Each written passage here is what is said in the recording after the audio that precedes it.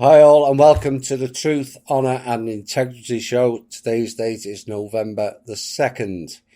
This is a part 4 of our expose series and I hope you all enjoy it. We'll be back soon.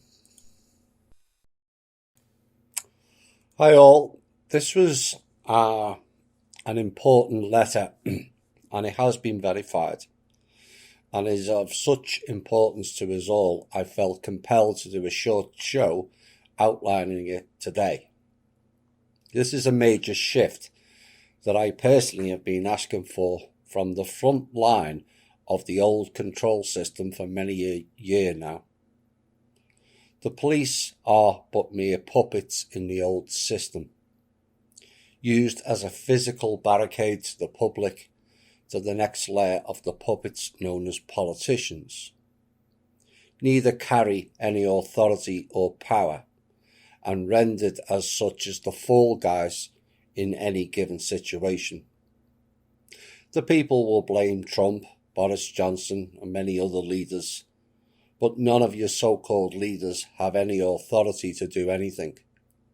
All are ran by intelligence agencies and think tank groups who really don't have all of humanity's interest at heart. Understanding this fact changes the way we go forward in the future. Some will say, why should we trust the police now? And it's a valid question, given the criminality, brutality, and complete disregard for the people in far too many cases. But not all people or groups are the same. And despite my own poor treatment in the past administered by the police, I do recognise they are in a poor position and a poor job in terms of finances and personal safety. In Expose 2 of this series, a portion of it was read out by the Ghanaian president to his people, and one hopes he and many other heads of state that have listened to our shows from time to time read this out to the public en masse as well. Understanding the importance of what is playing out here and now and acting upon it is crucial. This was a deliberate plot to enslave humanity even further by a group of billionaire psychopaths who have lost the game in the bigger scheme of things and are just being petulant. The gist is to enslave us further by removing all forms of employment, and so all jobs will be at the behest of the billionaire conglomerate companies and the state. They will seduce people with the universal basic income program for those who don't comply with their initial wishes. Employment means forced vaccinations, replete with microchips, which can essentially be observed as kill switches for those not complying. Then the rest of the unemployed will be dealt with by more stringent methods, all like an episode of the series Continuum. It is fascism on steroids. What we have undergone and undergoing here on this planet since the turn of the year is a coup d'etat, normally associated with hostile government takeovers, but this one is on all the people and all the countries on and in this planet. This is and has been a hostile takeover of the planet and all of its inhabitants outside of the select few spoken about in so-called conspiracy circles is now evidenced for all to see. We all need to stand up and fight back. Our enemies were not the people from different countries, colours, race, religions or genders. Our enemy is a common one, the 1% or the 99%, psychopaths or not, truth or lies, common sense or nonsense. No one is coming to save you from it. That is solely down to us all. Right. This was a letter written by a senior constable from the Coffs Clarence Highway Patrol in New South Wales and signed by colleagues in Australia, and has exposed the COVID-19 narrative for its deception and the harm it is causing to the police and their relations with the public. Now, the letter was dated October the 26th and is addressed to NSW Commissioner of Police Michael Fuller, and is one of the best rebuttals of the COVID narrative of fear and control that has been written in many places now, not just Australia. It also notes false predictions of its severity, false and misleading statistics, flaws in testing, and serious questions around the virus itself. The letter makes the very strong point that in the same way they cannot use an inaccurate speed detection device on motorists, the same must be demanded for the RT-PCR test, and as such, police should not in any way mandate testing for COVID-19 or rely on the results. Now, for the police to raise this within their own ranks, it may be portrayed as controversial, but the action is consistent with common law enforcement. For example, investigating, exposing and prosecuting a crime of deception carried out against the public. Now, the letter's signatories are urging fellow police officers across the country in Australia to write a similar letter to their respective police commissioners, and to sign this form they need to go to this link: advocateme.wixsite.com/cops for COVID truth. Now, the letter itself reads, "Open letter concerning the police enforcement of ongoing COVID-19 restrictions." And it says the following: "We are writing to you to raise concerns we have about the use of the police to enforce the ongoing restrictions placed upon our citizens relating to COVID-19, which has seriously eroded community trust in our great police force. Since the Attorney General declared a state of emergency for the novel coronavirus, our governments have acted upon certain powers to impose restrictions on its citizens using the police to enforce their rules. Now, due to the novel nature of the SARS-CoV-2 virus, most people concurred that certain restrictions should be followed until more was learnt about the virus.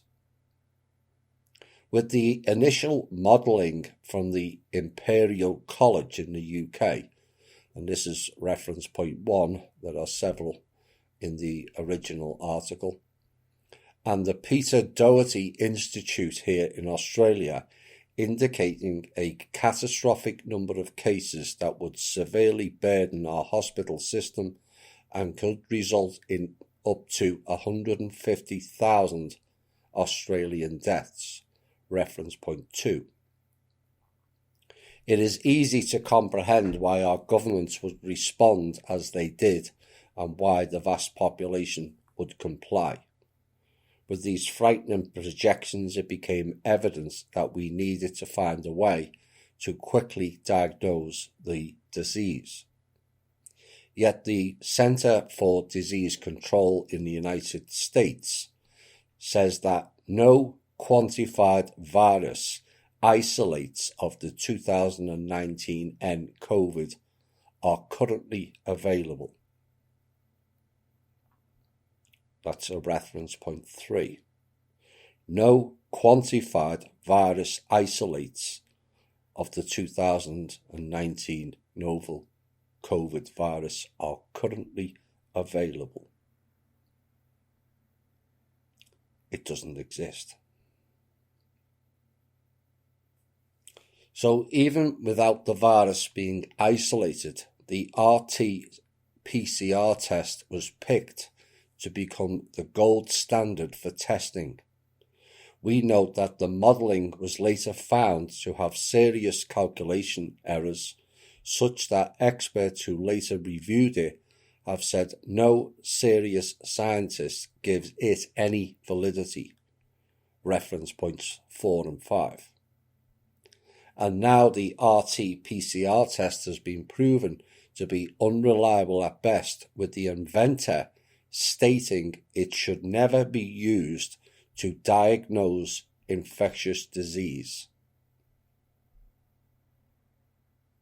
because it cannot tell if what it detected is alive or dead. Reference points 6, 7 and 8.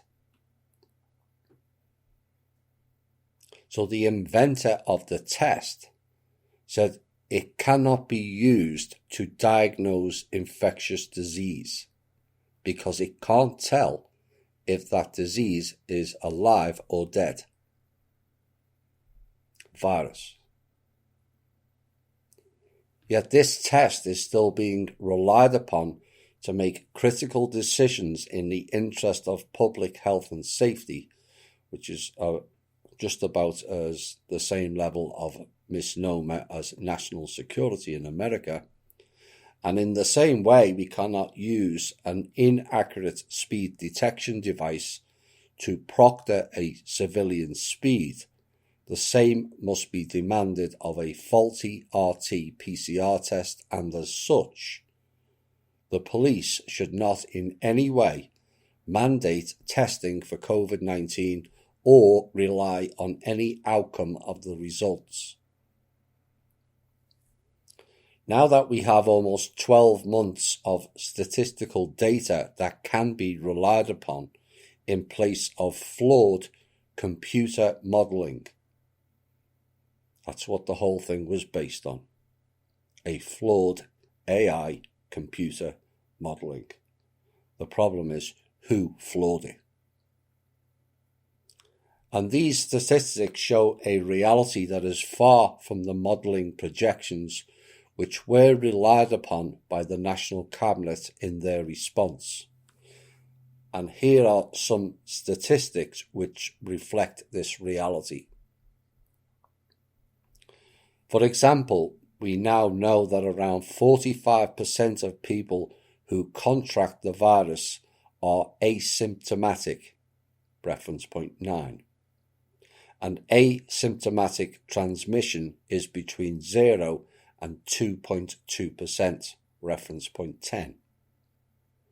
We also know that 80% of people who contract the virus will only have mild symptoms, reference point 11.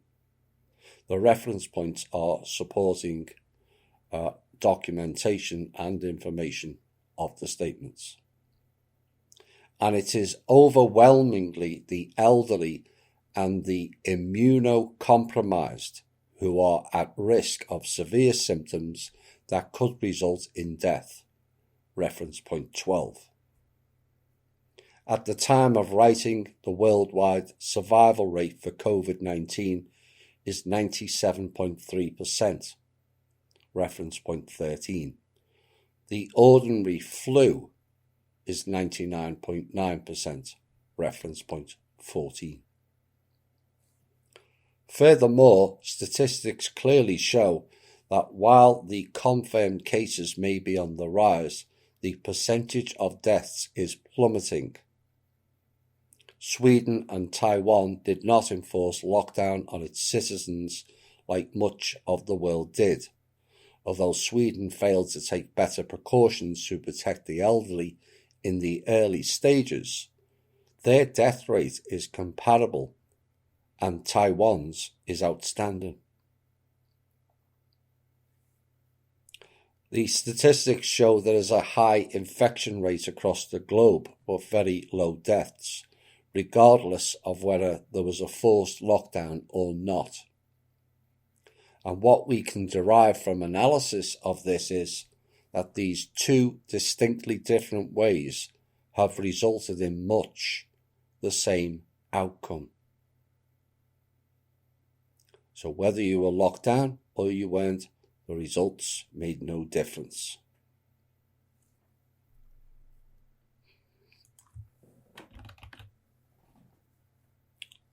We note from the recent federal budget huge debt and unemployment is that our lockdowns have created a series of problems that now seem to outweigh the threat this virus poses. In our line of work, we know that the socio-economical problems created here will transpire into a greater threat down the track as people struggle to deal with the collateral damage this is causing. We have been told that the advice from the World Health Organization is a key aspect to the National Cabinet response. Yet Dr. David Nabarro of the WHO recently stated, "We in the World Health Organization do not advocate lockdowns as the primary means of control of this virus." Reference point 15.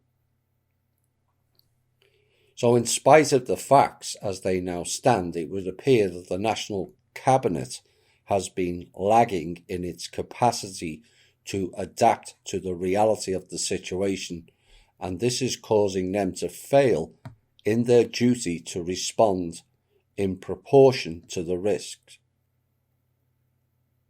The risk being overwhelmingly with the elderly and the immunocompromised. Reference points 16, 17 and 18. What is even more concerning is the prohibition on prescribing hydroxychloroquine for COVID-19, reference point 19. When over 121 peer-reviewed scientific studies have shown it to be effective in treating and preventing the disease, reference points 20, 21 and 22. Instead, the federal government has done a vaccine deal with AstraZeneca, just like Trump, reference point 23. And Australians told we cannot expect to go back to a normal until a vaccine arrives.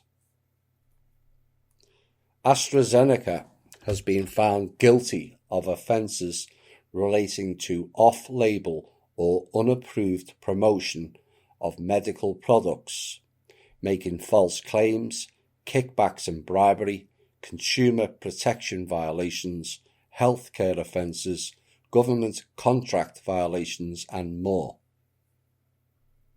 Since 2000, they have been fined over $1.1 billion for these offences and violations. Reference point 24. Still, they have been granted protection from future product liability claims relating to its COVID-19 vaccine. Reference point 25.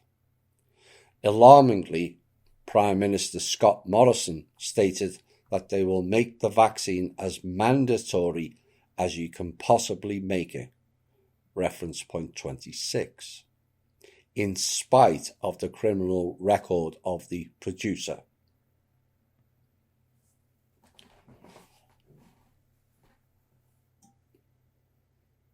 Their exemption from liability claims, the fact we already have at least 2 approved and extremely safe medications in ivermectin and hydroxychloroquine shown to be effective treatments, and the reality that the virus does not pose a serious threat to the healthy.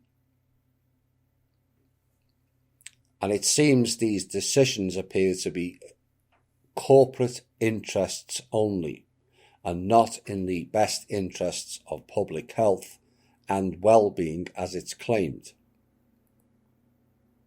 All this indicates that the ongoing restrictions on the healthy population is disproportionate response, yet the police are still expected to continue to enforce these measures, and at risk of being forced to vaccinate against a disease that is showing not to be virulent with a vaccine that has no long-term safety studies, and then forcing it upon the population.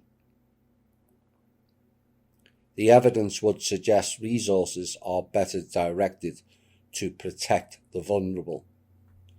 We are concerned with the legitimacy of the actions. We are being told to take action against the citizens of Australia. States and territories cannot rise above the Commonwealth Constitution, as well as international treaties we are signatories to, yet this is still occurring. Now, these are the legal, lawful implications and protections of the public and their rights. Under the state of emergency, the emergency requirements are qualified and restricted by the significant fact that emergency requirements and directions cannot request an individual to be isolated, detained, tested, vaccinated, medically treated, or bodily searched in the absence of a biosecurity control order issued to the individual himself or herself.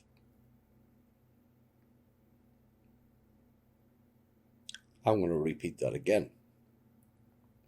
That emergency requirements and directions cannot request an individual to be isolated, detained, tested, vaccinated, medically treated, or bodily searched in the absence of a biosecurity control order issued to the individual.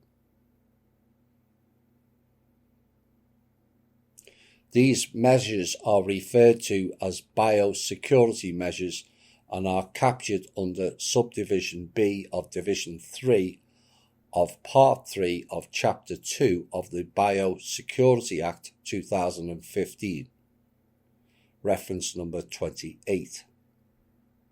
Emergency and public health powers at the states and territories do not provide a carte blanche to breach an individual's human rights by isolating them or detaining them or testing them without the proper required notifications and risk assessments first. There is an intergovernmental agreement, reference 29, which places the Commonwealth in the lead, as well as the Australian Health Sector Emergency Response Plan, reference number 30. This ensures that the state and territories act to complement the federal legislative framework. Article 7 of the International Covenant of Civil and Political Rights states, "No one shall be subjected to torture or cruel, inhuman, or degrading treatment or punishment. In particular, no one shall be subjected without his free consent to medical or scientific experimentation." Reference point 31. Article 27 of the Vienna Convention on the Law of Treaties. A party may not invoke the provision of its internal law as justification of its failure to perform a treaty. Reference point 32. Article 7 of the Australian Human Rights Commission Act 1986 states, No one should be subjected to torture or cruel, inhuman, or degrading treatment or punishment. In particular, no one shall be subject, without his free consent, to medical or scientific experimentation. Reference number 33. Section 109 of the Commonwealth of Australia Constitution states, when a law of a state is inconsistent with a law of the Commonwealth, the latter shall prevail, and the former shall, to the extent of the inconsistency, be invalid. Reference point 34. With federal and international legislation breaches, it will be taken that we are complicit and consensual in undertaking on the people of Australia, potentially rendering us criminally liable under the Crimes Act 1914, reference point 35, as well as the Criminal Code Act of 1995, reference point 36. So what that is saying is the police are criminally liable for enforcing lockdown, or mandating tests or vaccines. Many members of the force are fed up with the approach to enforce oppressive rules placed upon the population in the name of COVID-19 and the looming mandatory vaccinations. We feel a real calling to do our part to stop this oppression, so we are writing to you to raise the following issues. Police force employees have choice as to whether or not to receive vaccines. The police believe that all members of the community also have a choice around receiving vaccines. The police do not participate in any way in the forcing of vaccines upon the population. That the police association start preparing to defend police employees who choose not to be vaccinated. To raise the alarm that there is a global dictatorship occurring and the police force is being used as a tool to push these global and corporate agendas upon the population, and to warn the police force not to simply acquiesce to these requests, rules and laws, and to act in the best interests of its population, not tyranny of the government. Recently, letters have been written to our leaders from the legal fraternity, including high-profile judges and QCs, reference point 37. The Australian Institute for Progress, penned by 30 public intellectuals, including 15 professors of relevant disciplines, one of whom is an advisor on health and well-being economics to the UK government, reference point 38, advocate these open letter to all leaders seeking to review disproportionate response to the SARS-CoV-2 virus, reference point 39, as well as hundreds of doctors from the medical fraternity, reference point 40, despite the government continually parroting that they are following the advice of, quote, the experts, unquote. I think we've seen this year there are no experts. All these requests have been ignored and the police used as the enforcers of these senseless rules. We ask you that you consider the information provided herein and the NSW Police Force Statement of Values. Each member of the police force is to act in a manner which places integrity above all, upholds the rule of law, preserves the rights and freedoms of individuals, seeks to improve the quality of life by community involvement in policing, strives for citizen and police personal satisfaction, capitalizes on the wealth of human resources, makes efficient and economical use of public resources, and ensures that authority is exercised responsibly. Many of us believe that we are removing our own rights and freedoms by enforcing these rules upon the community, including our family and friends. And the community are confounded by the intensified police enforcement around peaceful freedom protests and how inconsistent this was when compared with the Black Lives Matter protests. This contradiction is further destroying public confidence.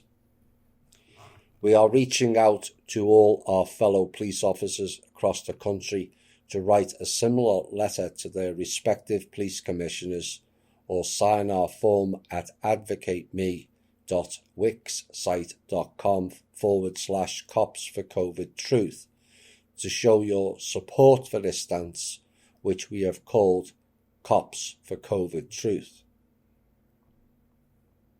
With trust in our police force now seriously eroded, we ask you to consider now challenging the necessity of the ongoing restrictions to restore community trust by being an integral part of our returning our state and country back to normality.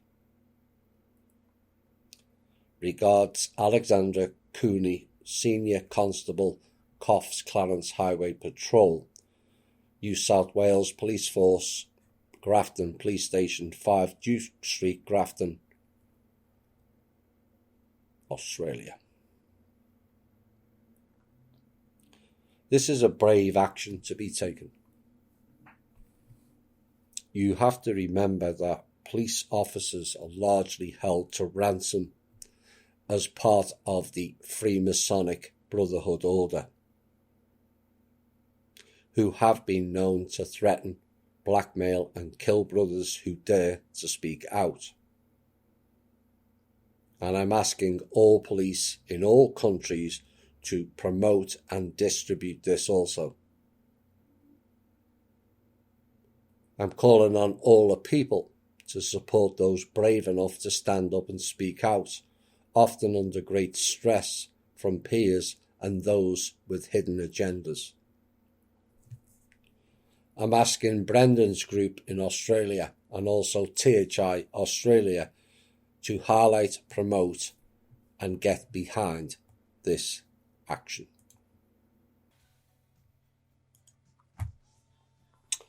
Right, here is just a few recent examples of this scamdemic to add to the background of what was supplied in the letter. RT-PCR detects presence of viral genetic material in a sample, but is not able to distinguish whether infectious virus is present. Oops. And this is a government report by David Linden. And today's breaking news is that a paper published on the government's website has revealed that the infamous PCR test is of no use in detecting whether a live infection is present. Zero. Zip. Nada. No use. Ministers are said to be fearful of a furious public backlash in reaction to what is now known to be an ongoing fraud used to spread disinformation about the infectiousness of a flu-like bug that can prove serious in a small number of cases. And the essence of what has happened is this. The PCR test has been carried out on a large and growing number of people. This has inevitably produced a large and growing number of positives. but the test has a number of possible flaws and is also prone to inaccuracy, and many have criticised the irresponsibility of using it as a proof of the spread of any disease.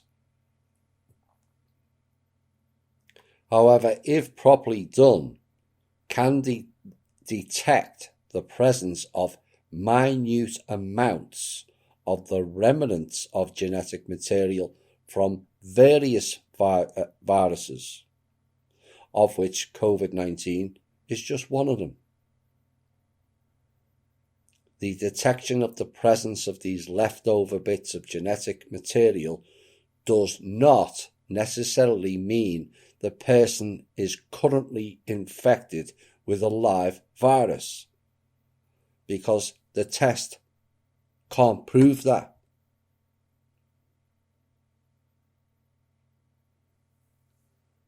But it can show, for instance, that the person was to one degree or another previously infected, and often so mildly they scarcely noticed it. And some of the viral material from the previous infection has not yet been flushed out of their system.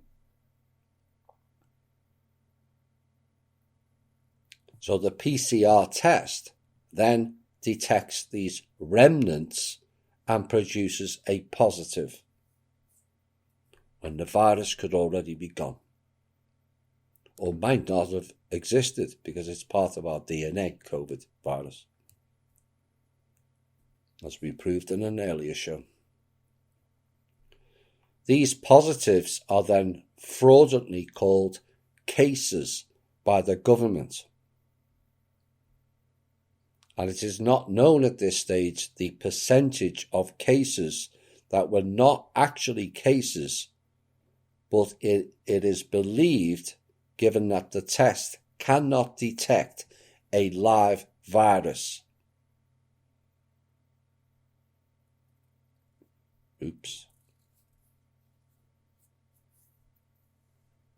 Now, the number of false positive cases for these tests has shown to be at least 90%. That is 90% wrong assumptions of an alleged infectious disease, and this is known by scientists, doctors, and governments. But they've ignored it, because like the puppets they are, they're told by the deep state and hidden agenda groups. And this has then enabled ministers to spread alarm that the number of cases that are showing up justified instructing people to self-isolate, instruct those they have been in contact with to self-isolate, lock down entire communities, and falsely declare that the disease is spreading out of control, and various other aspects of social and economic mayhem that have inflicted misery on the populace. An investigation is being urged into whether the fraudulent reporting of cases has also falsely inflated the COVID death stats. Well, we proved that in a recent show, I think it was in Expose 3.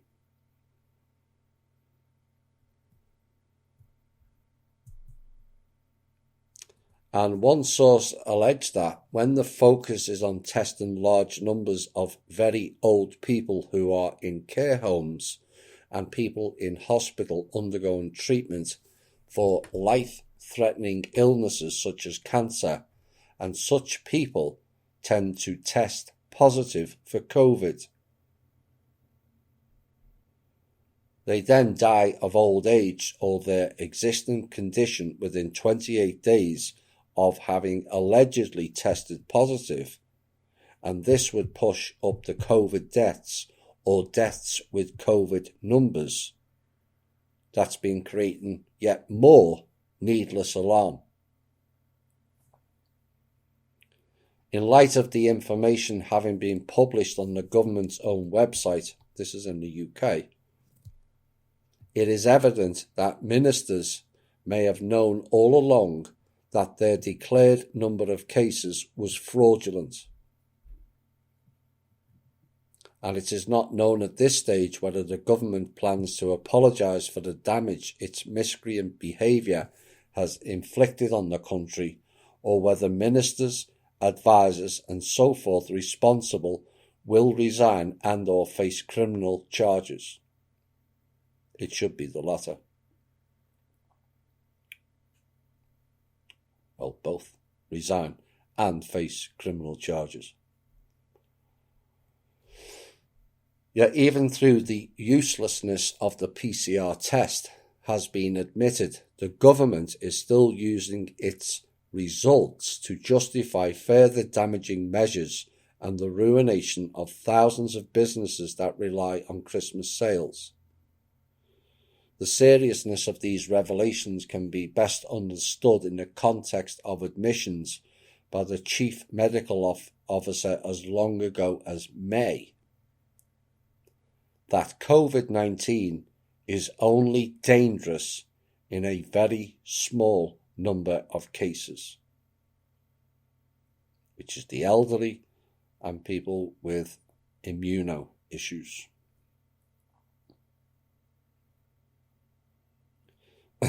These two facts throw into question what precisely the government has been playing at these past months. One source told this reporter that the disingenuous campaign by the government and its evident determination to use that disinformation to bring down the country raises questions that every citizen should be asking, namely, what the true agenda of the government is.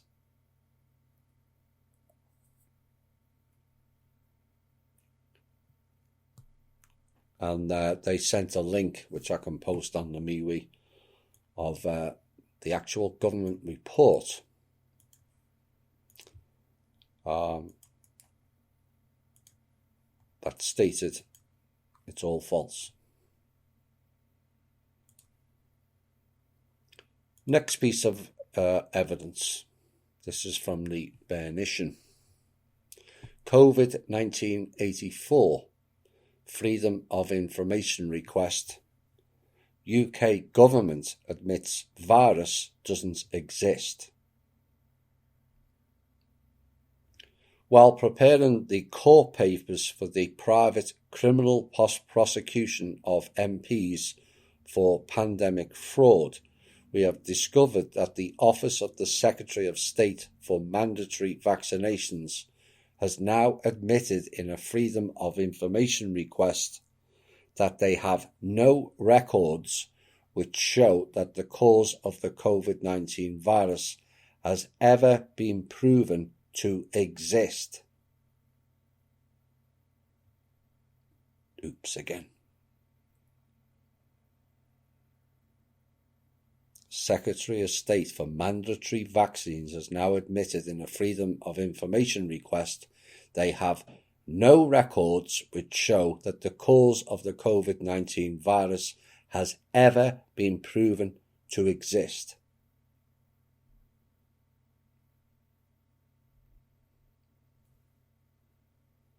Admission of guilt. To put this in perspective, this is akin to the UK banks admitting that they never lend any money, when we started alleging that against them more than a decade ago. Banks can't lend money, just saying.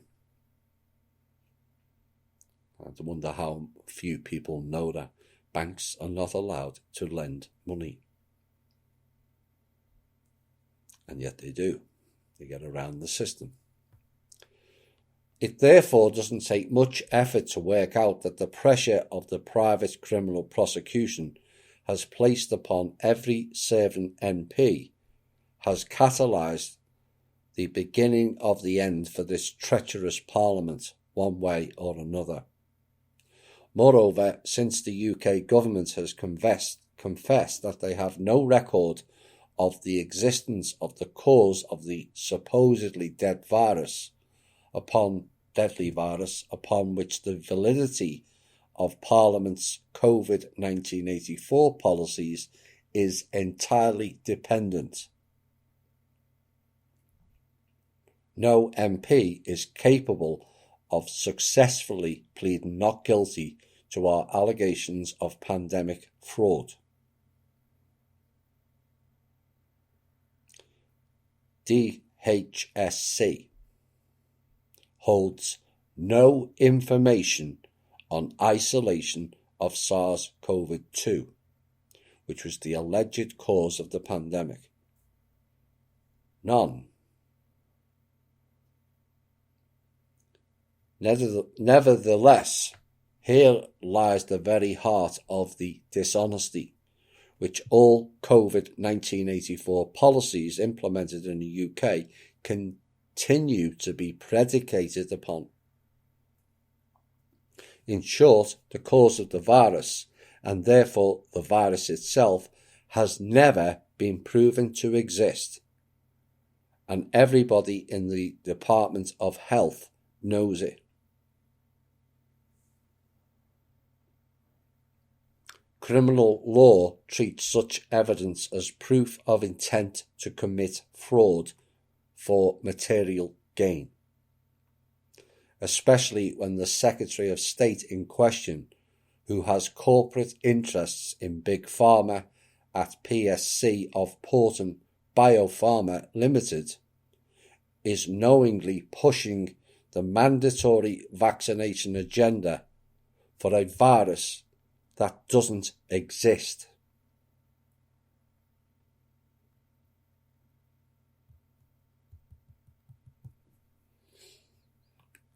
Diabetics are 10.3 times more likely to develop COVID-19, as they're calling it, and their symptoms are more severe and life-threatening, with over a quarter of all infected patients already suffering from the illness as a pre-existing condition.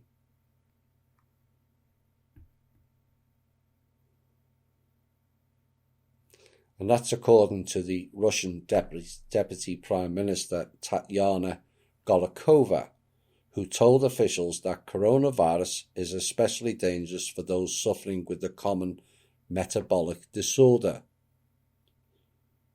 So this is like a spin-off of certain diseases that we have within our own bodies. That's all it is. In patients with diabetes, COVID infection is 10.3 times more common. Or is it that the fact that the tests are showing up as diabetes but adding it as COVID? This has to be questioned now. But she said that patients with diabetes experience the disease more severely and more frequently develop acute respiratory distress syndrome, as well as respiratory failure requiring artificial ventilation, and unfortunately experiencing higher mortality. And then we had this story last week. There has been a 98% plummet in flu infections this year, dispelling fears of a COVID and flu twindemic about which many have warned, mainly the Portal people. For those new, that is the newsreaders on your TV, Portal News from a different world.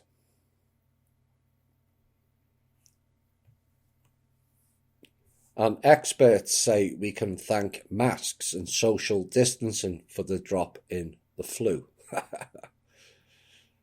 But experts are jackasses. There are no experts, as this year has clearly shown on many levels. Masks and vaccines clearly don't work as stated. Otherwise, they would not be so worried by those who don't participate in it.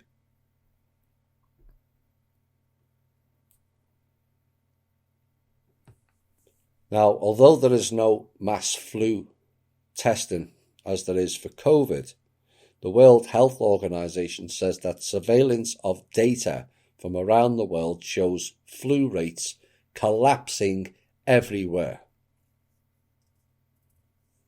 Australia essentially skipped their flu season this year with not a single case of flu reported since July. That's their winter. 0. No flu. And the report says, in fact, flu has more or less vanished throughout the southern hemisphere, and early indicators suggest it will follow suit north of the equator.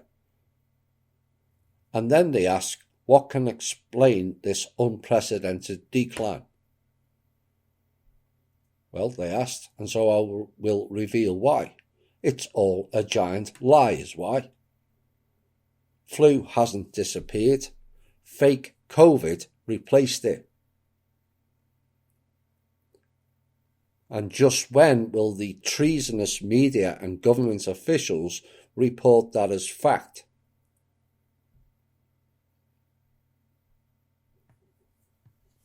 The 2020 magic virus will go down in history as the most clever virus ever.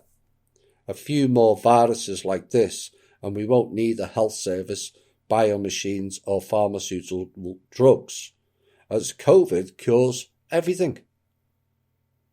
Flu, cancer, heart disease, heart failure, all disappeared.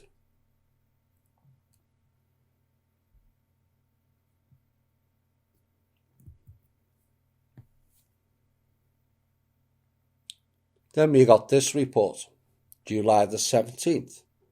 The Health Secretary asked PHE in the UK to urgently investigate the way daily death statistics had been reported, leading PHE to say it was pausing the daily release. And this came after Oxford University experts revealed a significant proportion of the daily out-of-hospital death toll actually relates to patients who recovered from the virus weeks or months earlier.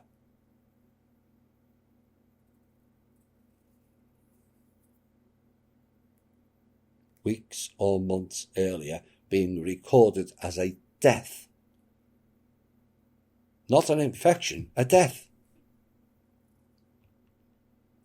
Now, under the previous system in the UK and employed by many other countries, anyone who has ever tested positive for the virus in England was automatically counted as a coronavirus death if or when they died, even if the death was from a car accident.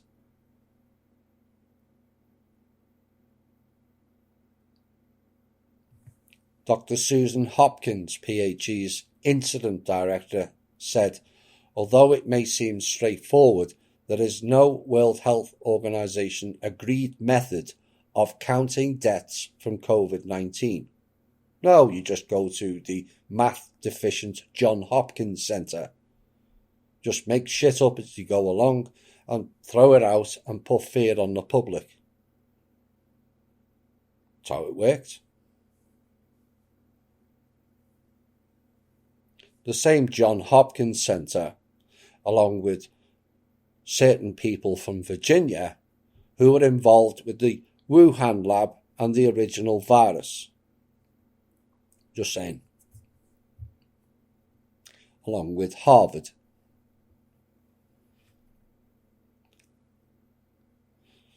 And all this as the Canadian government is tendering and preparing bids to build quarantine facilities, which equals concentration camps to the observer.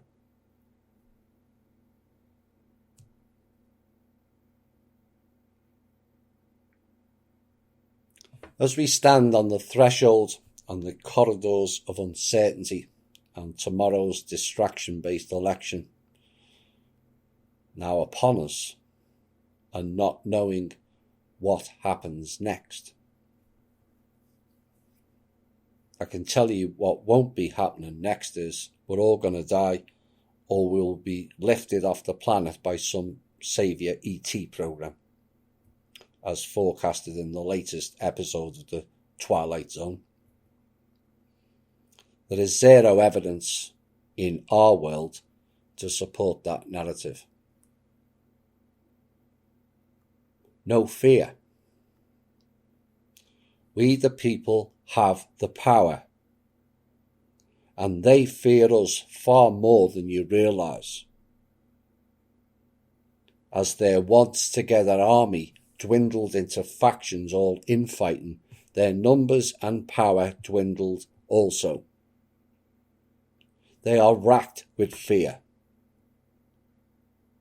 Let us not replicate it. Fear and brute force control is all they have left now. Don't comply.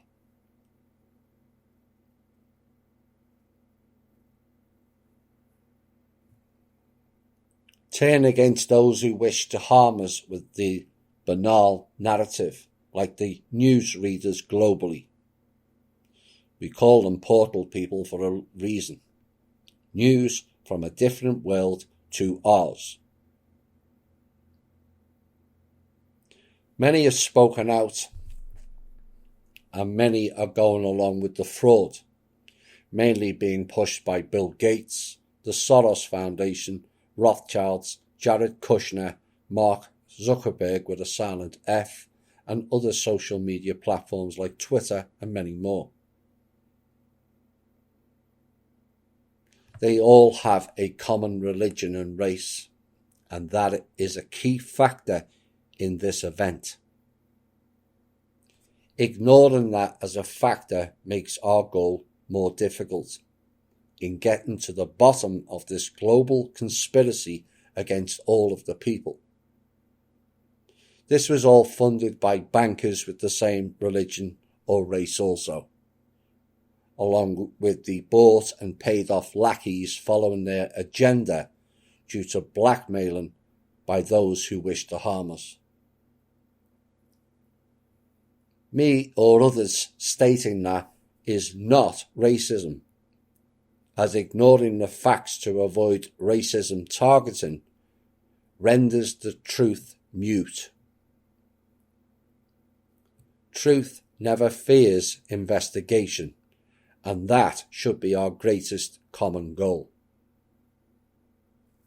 I applaud this officer for his bravery to admit they have and are doing wrong, and that is a lesson for us all to observe going forward.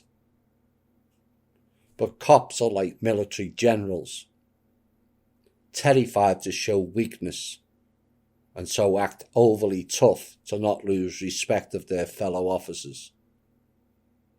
But this fake persona ruins many people's lives, including their own, as that inflexibility leads to mistakes, which leads to lies to cover it up and leads to a downward spiral of decision-making and loss of lives.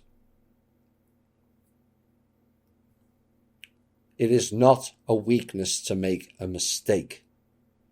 It is a weakness if you cover up the mistake. But that mistake only gets labelled that should you not choose to recognise it and correct it. That mistake then becomes a life lesson to enable us all to make better decisions going forward. The person who never made a mistake never did anything in life. Many people distrust the police and the system now, but perhaps the people can find a truce with the police for now. The old saying, the enemy of my enemy is my friend. Well, let's be temporary friends for now. And just maybe we can make that friendship longer and more permanent in a better world. Message to the sleepers or conspiracy theory deniers. It's okay to be wrong, But what's not okay is to cover up that wrong whilst the world suffers. You are partly responsible for what is going on around this world, because you followed the Milgram experiment and obedience to authority. An authority that was self-imposed on us all due to our own inability to coalesce as one.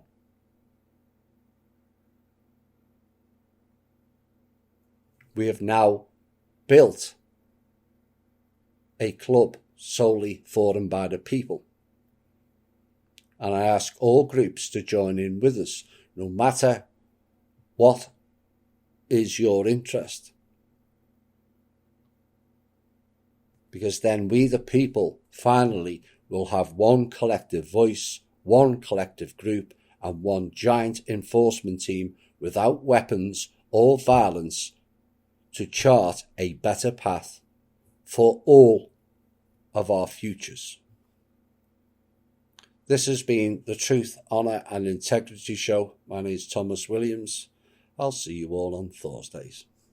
Bye for now.